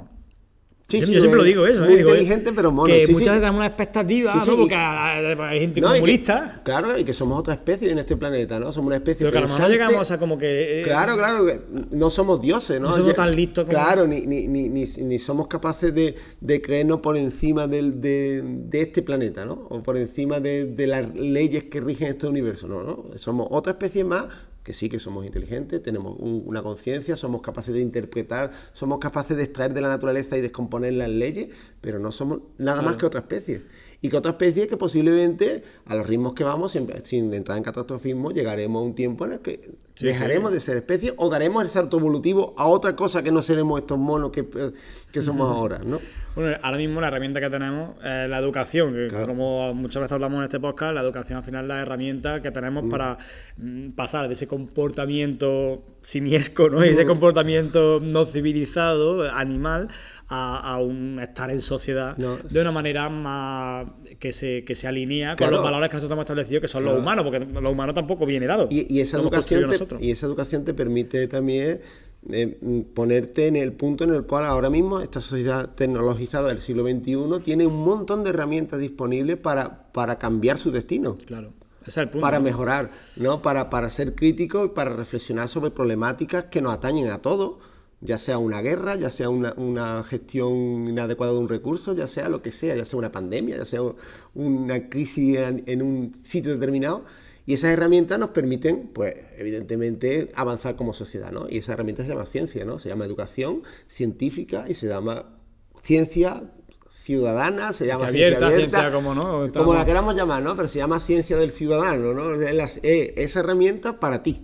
Y es verdad que requiere tiempo porque el conocimiento, pues, al final requiere para dominarlo, como yo te decía, yo cuando me ponía con Quantum Fracture, pues me gustaban más los dibujitos. Es decir, que yo no entendía, yo lo que estaba diciéndome, el minuto 1 no lo entendía. Yo tuve que ver varios vídeos, tal, hasta que ya me fueron sonando. Bueno, esto sí se dice mucho en didáctica, ¿no? En la repetición es una parte fundamental del conocimiento. Entonces, claro, las personas que nos estén escuchando, pues al final hay un mensaje de decir, bueno, es que algo de tiempo le tienes que dedicar a esto. Sí, claro, leerte un articulito de vez en cuando, verte algún videíto que son súper chulos de hiperactina, de Quantum Fracture, de Javier Santaolalla. Y aparte yo creo que ahora hay una deriva de divulgación de la ciencia muy, muy, muy interesante, muy bien hecha. Hay compañeros que se dedican mucho a eso. Ojalá, yo tengo envidia de algunos de ellos. Claro. Y yo creo que esa forma de divulgar es muy interesante, ¿no? Y que se crea esa cultura de qué importante es divulgar, qué importante es acercar la ciencia. Cada vez hay como más movimiento de los propios científicos que sienten que su descubrimiento, el mío propio, en su momento determinado, lo podía haber contado en una charla monólogo, pero lo podía haber contado en otro sitio, ¿no? Claro. O podía explicarlo de nuevo, no sé. Hay esa necesidad de comunicarlo, como estamos hablando. Y yo te traía a colación porque justo en estos días está la noticia de que cae quien caiga, que me toca un poco de cerca porque mi cuñada es reportera. Y mando un saludito a Violeta. Esto es una prueba si ves mis programas.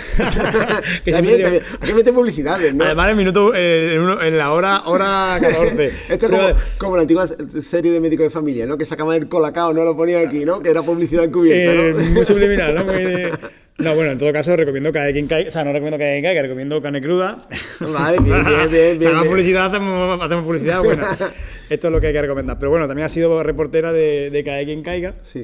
Y Telecinco lo ha cancelado porque no han llegado las audiencias que ellos querían. Y bueno, la noticia que estos días está saliendo es Telecinco es deudora de la cultura que ha creado en relación a los realities. Entonces, como todo su audiencia, lo que ha estado viendo durante tantos años es un reality, ahora pone un programa de primer nivel de periodismo, con mucho nombre, porque hay quien caiga, o sea que no es un intento que puede estar súper chulo, pero que no tiene un reconocimiento anterior, que quien caiga tiene un pedazo de nombre, ¿no? Pues nada, le ha durado lo justo. Y los artículos lo que decían era eso. Es que la población ya está con los reality y ahora han esperado que ya va a salir Supervivientes, porque tienen hasta ahora mismo el famoso Montoya, ¿no? Que lo está estirando el chicle. El chicle, como Dios. Entonces, claro, ¿por qué traigo esta colación? Porque tú lo estás planteando. Si se divulga la ciencia en condiciones, yo estaba diciendo canales de 4 millones de suscriptores. Sí. O sea, no estamos hablando de que Ibai tiene mucho, Jordi Wild tiene mucho, y después están los científicos que tienen 10.000 suscriptores. Es que Quantum Fracture creo que son 3,8 o 4 millones lo que tiene. Javier Santaolalla creo que son 4,6 millones de suscriptores lo que tiene. Hiperactina, que lo he mencionado esto porque lo he revisado porque yo sabía que tenían mucho. Digo, bueno, voy a mirarlo para ver. Tiene 2 y pico, 3 millones. O sea que cuando se hace bien, la gente consume este tipo de cosas. Pero claro, si tú llevas años y años y años. Sí, porque al final ese consumo va por un poco de los deseos de la población, ¿no? Entonces, hay un deseo de la población de conocer cosas en tu entorno cercano, y entonces si en tu entorno cercano hay suficiente ciencia que tú no sabes y alguien te la dice y te la cuenta y te la divulga bien, pues claro que hay una demanda, ¿no? Claro, por suerte esos datos que acaba de arrojar José son maravillosos comparados con una Isla de las Tentaciones, unos Supervivientes o estas cosas que no aportan, a lo mejor para un antropólogo el movimiento de ellos es súper interesante, claro. Súper interesante, ¿no? Yo entiendo, sí, pero para el resto de la sociedad a lo mejor no. Y que no es una cosa todo, o sea, que sea o esto o lo otro. Claro, que somos además también, como hacemos monos, somos monetes que nos gusta la tontería y nos gusta el pegolete. Sí, está muy feo lo que voy a decir, pero los monos de vez en cuando se rascan el culo, ¿no? Claro, y se huelen, ¿no? Y al final el chismorreo, también el chismorreo es una función social. El chismorreo es la base de la preocupación social, porque cuando tú hablas sobre lo que otra persona está haciendo, ahí está estás mostrando un interés por alguien que no eres Claro, tú. claro. Y además también Javier Gómez decía que el chismorreo es la forma que tenemos de relacionarnos con el ideal. Sí. Que como es tan literario, tan bonito, lo decía así, pero claro, lo que decía cuando tú claro, en contraste, tú estás intentando alcanzar el ideal por vía de oponerlo a lo que está ocurriendo ahora mismo. Sí, sí. El chismorreo está fantástico, pero que no sea a costa de... Pero que ese chismorreo también es la base de la ciencia, o sea, que ese chismorreo también son las primeras civilizaciones, una civilización griega que siempre hemos dicho que es los padres de nuestra cultura científica, de los padres incluso de nuestra cultura en general. Empezaron con ese chismorreo, empezaron con esos debates abiertos de qué ocurría, ¿no? Qué fenómenos naturales, qué habían llegado, qué escritos habían llegado de otras civilizaciones hasta ese momento y qué podían aportar, ¿no? Entonces es una forma también de interpretar, ¿no? El mundo, ¿no? El propio cortarse cosas, ¿no? Cortarse cosas, estás pendiente de, o sea, que cuando se critica, o al menos desde aquí, creo que cuando criticamos que se educa a la población solo en realities, no estamos criticando que haya contenido de entretenimiento que sea más banal, que sea trivial, que eso va a estar ahí siempre. Lo que estamos hablando es de que ya pues lleve a unos terrenos en los que después no tengamos la capacidad crítica de identificar un mundo, que es lo que venimos hablando sobre alrededor de toda esta conversación, que es un mundo complejo, es un mundo que enfrenta unos retos muy complejos que tienen que ver mucho con la ciencia. Entonces el ciudadano tiene que sacar un ratito también para cultivarse en ese aspecto. Claro, que no pasa nada, que todo se puede tener, ¿no? Claro, que hay tiempo para todo, ¿no? Efectivamente. Y bueno, antes de que acabemos, quería que... ¿Ya? Si teníamos 5 horas por lo menos. Me gustaría, porque además eso, contigo y en tema de ciencia, pues ahí para echar aquí... Pero bueno, tenemos un tiempo limitado que ya quedas con que nos echan. Pero el tema del meteorito, o sea, ¿qué tiene que ver? ¿Vamos con el meteorito? Exactamente.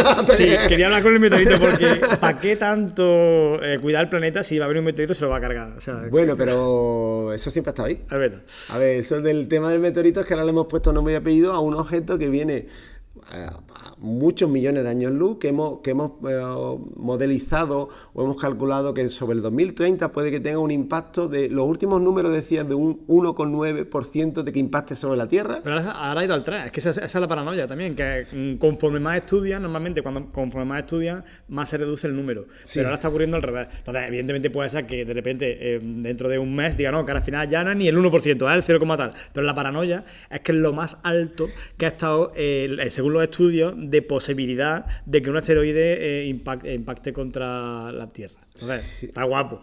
No, está guapo. No, pero muy catastrofista como así, ¿no? No, pero realmente que tenemos mecanismos. O sea, desde aquí, publicidad de nuevo. La ciencia ya ha puesto mecanismos. ¿Armagedón? ¿Tenemos a Bruce Willis ya? No tenemos Armagedón, pero sí hemos podido modelizar cómo podríamos llegar sobre la superficie de un meteorito, aterrizar un objeto y desviarlo. Desviarlo con que lo desviemos un grado de arco de su trayectoria. Ya, salvado, suficiente. Hay que siempre tener en cuenta que en el espacio hay mucho espacio. O sea, que nosotros somos que decir que con que lo desviamos un poquito, ya...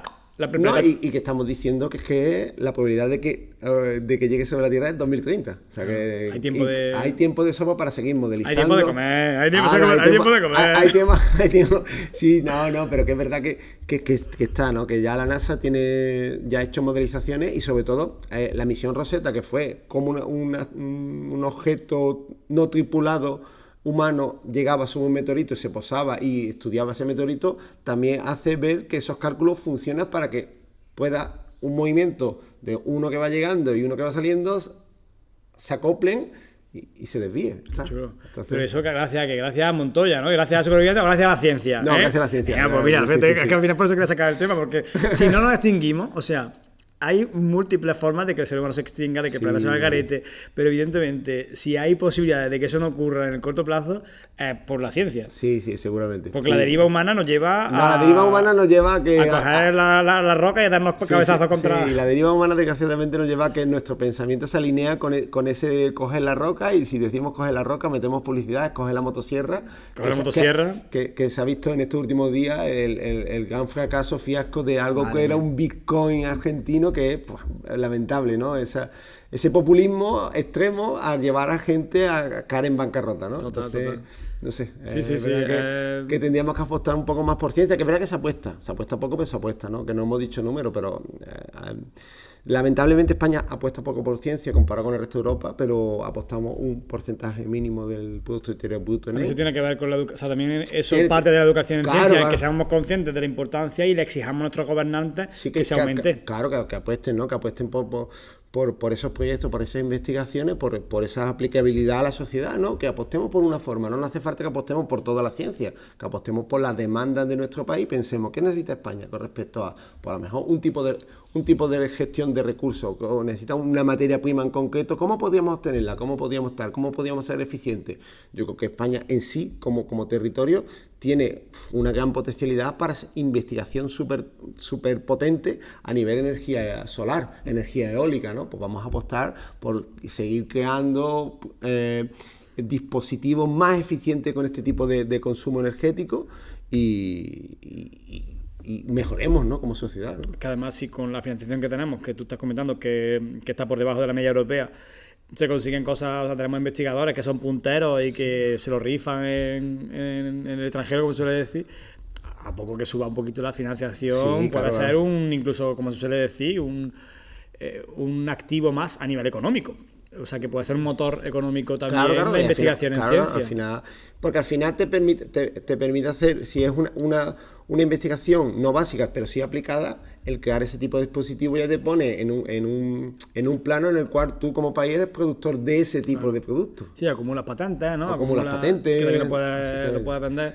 Hombre, ahora se está viendo, por ejemplo, en el tema tecnológico, la IA, ¿no? Como Estados Unidos, por ejemplo, está invirtiendo o va a invertir, que decía 500, creo que eran 500 millones de dólares, que hacían algunos divulgadores también la comparativa y era la inversión con diferencia más grande que un Estado, incluido Estados Unidos, que es el que más invierte en todo, lo que coja es el que más, pero por volumen, en el desarrollo y en la implementación de la IA a nivel tecnológico. Había que preguntarse por qué quiere invertir tanto y con qué fines, ¿no? Porque la IA ahora mismo es como un caballo de Troya que no sabemos por dónde va a salir. Sí, o sea, sabemos cuál es su potencialidad, sabemos, como todo, ¿no? Es como un nuevo juguete, ¿no? Y ese nuevo juguete, pues tiene como todo, ¿no? Podemos jugar muy bien o podemos mal usarlo, ¿no?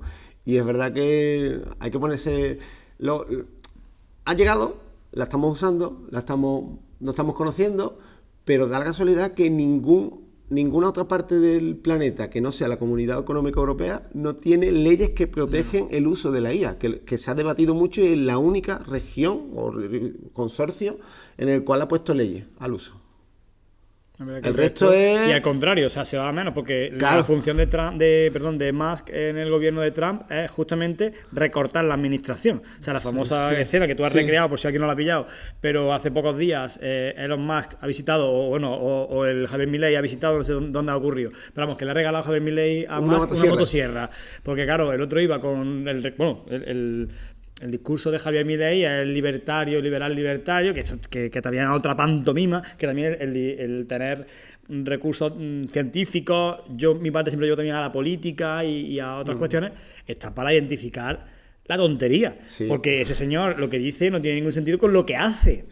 Entonces, totalmente. A poco que uno hile, ya no se cree, ¿no? Es como, yo qué sé, en nuestro día a día todos atamos cabos, ¿no? Y cuando vemos a alguien que dice, ¿qué te estás diciendo, no? Porque lo vemos, esto es más complejo, porque son muchos factores los que influyen, pero vamos, Javier Milei es un papanata, pero no por nada, sino porque hace cosas de papá. Es como decir, como dijo el famoso filósofo Forrest Gump, tonto es que hace tonterías. Totalmente. Y pues ese muchacho, y ahora pues le ha regalado una motosierra a Elon Musk, porque él también lo que quiere es recortar la administración, entre otras cosas, con lo que tú decías, para que no intervenga en sus sus proyectos investigadores tecnológicos, Claro, etcétera. porque sus proyectos son privados, son suyos propios, privados. O sea, muchas de las ideas que tiene Estados Unidos de exploración espacial pasa por colonizar Marte o hacer tal, pero eso pasa porque Elon Musk ha puesto mucho dinero en esa idea. Claro.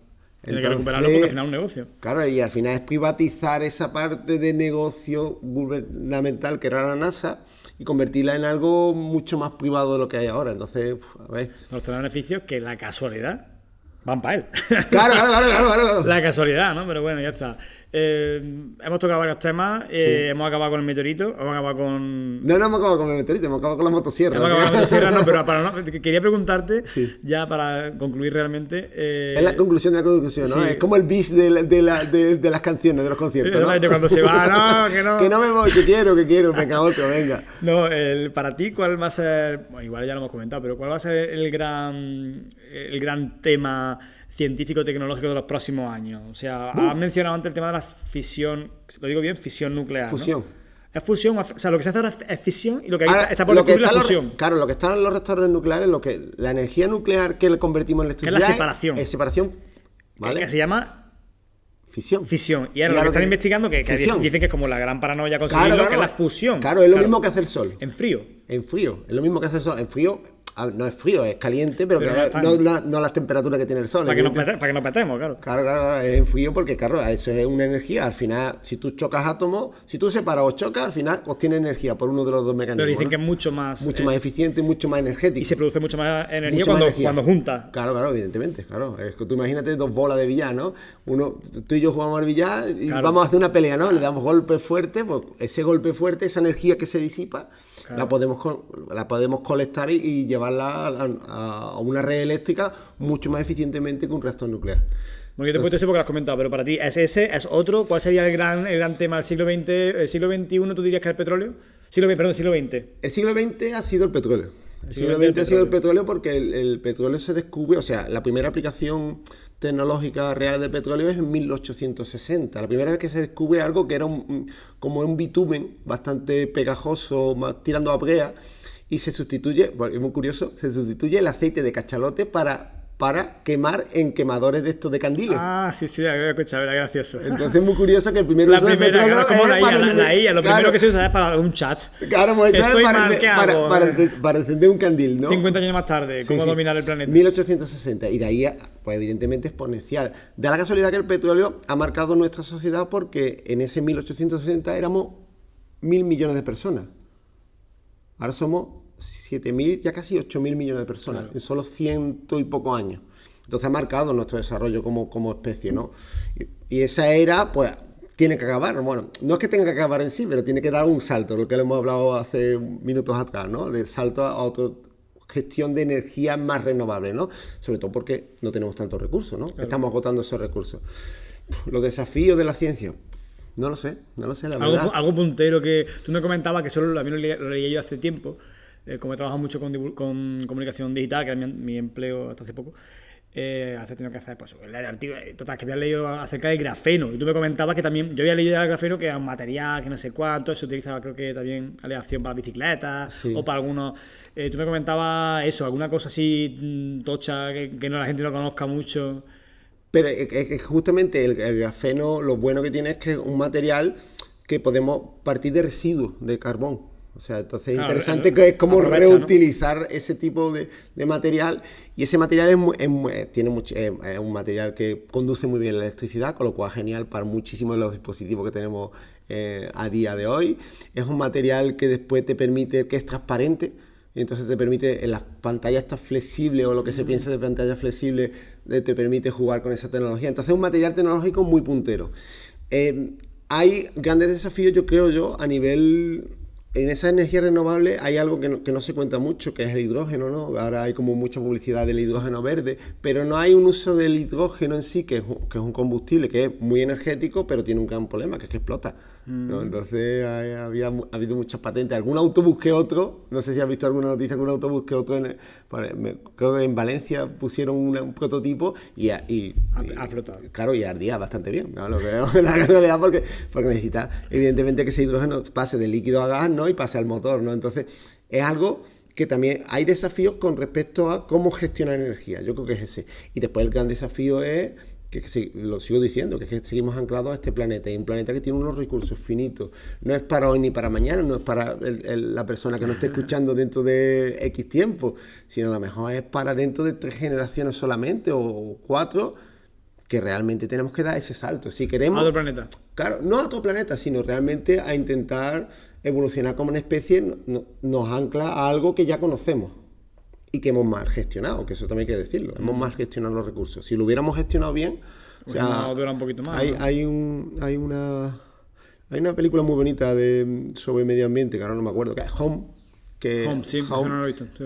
Pues Salma Hayek es la que hace la versión en español y es una película muy larga, ¿no? Es una película que tiene un cariz catastrofista, pero es verdad que hay un punto que me gusta mucho, que es decir que la sociedad se aceleró.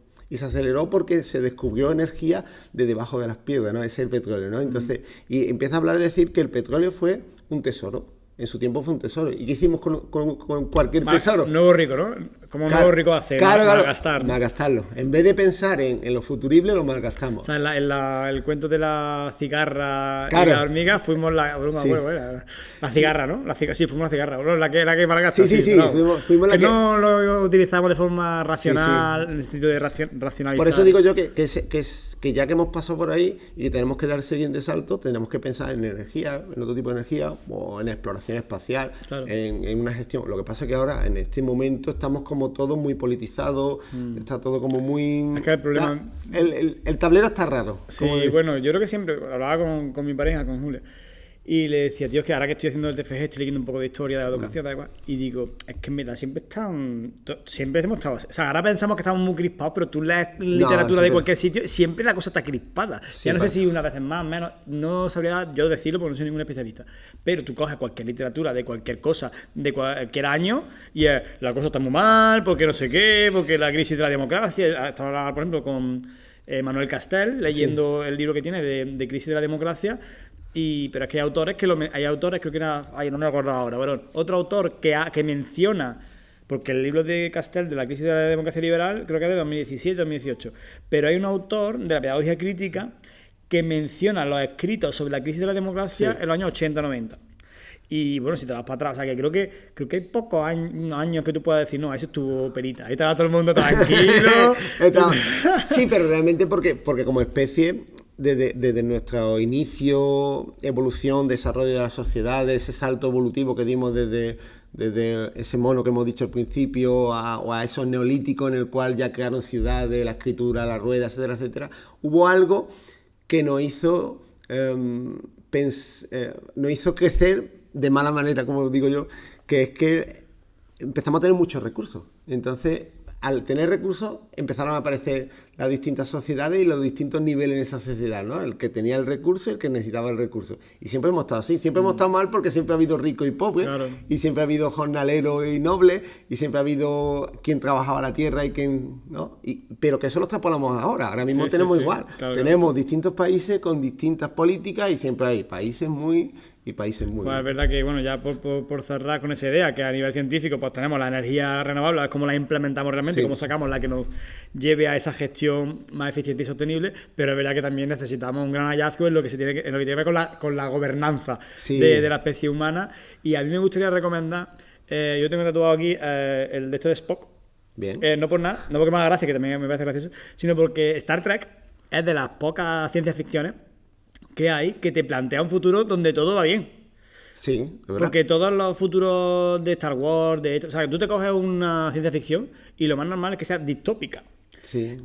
Y parece que no tenemos esa imaginación, eso también lo dice Zizek, el lago Zizek, que pensamos antes en el fin del mundo, que el fin del capitalismo, o el fin de otra sociedad posible, no tenemos imaginación. Y de hecho, los productos cinematográficos o de novelas que tenemos son eso, distopías. Y Star Trek es la única saga de películas, el único mundo que creó un autor donde se resolvió y hay una gobernanza, de hecho, de varios planetas. De hecho, se representa la diversidad y la inclusión se representa muy bien, porque ya no son negros, chinos, son distintos seres, ¿no? Alienígenas, son cosas muy raras, pero que todo vive en armonía, donde hay conflictos, pero lo gestionan mal que bien, van avanzando. Y en la humanidad y en lo que es la Tierra se pasó a un nivel donde ya pues no se pasaba hambre, donde como que resolvieron.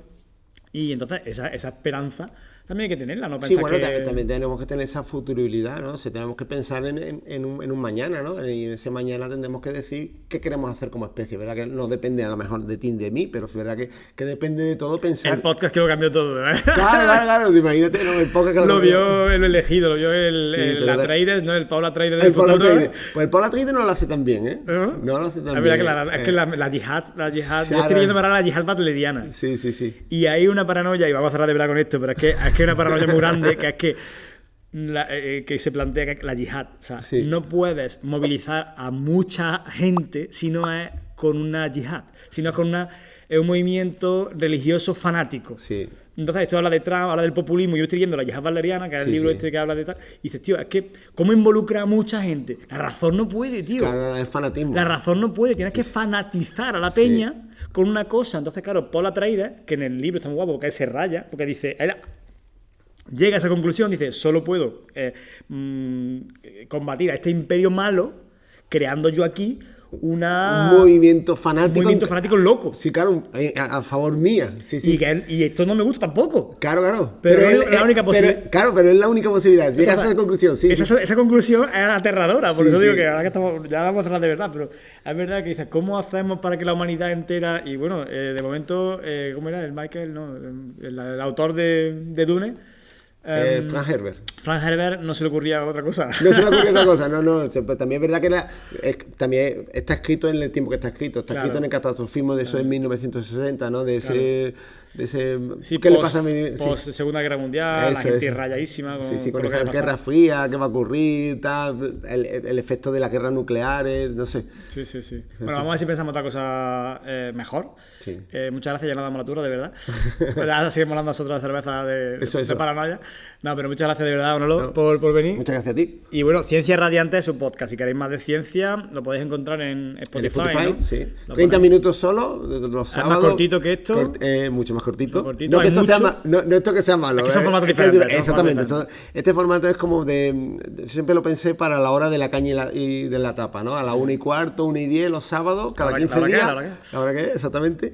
Y 30 minutos de ciencia en muchos niveles, ¿no? Y muy divertido, ¿no? Un acercamiento muy social, o siempre lo he pensado yo como muy social, para desde tu cabeza no científica acercarte a la ciencia, ¿no? Venga, pues, Para todas las edades. vamos a darle cañita, Ciencia Radiante, la buscamos y nada, Sí. y le dejamos ahí un feedback positivo. Muy Muchas bien. gracias, Manolo. Muy Chao. bien. Gracias. Tío.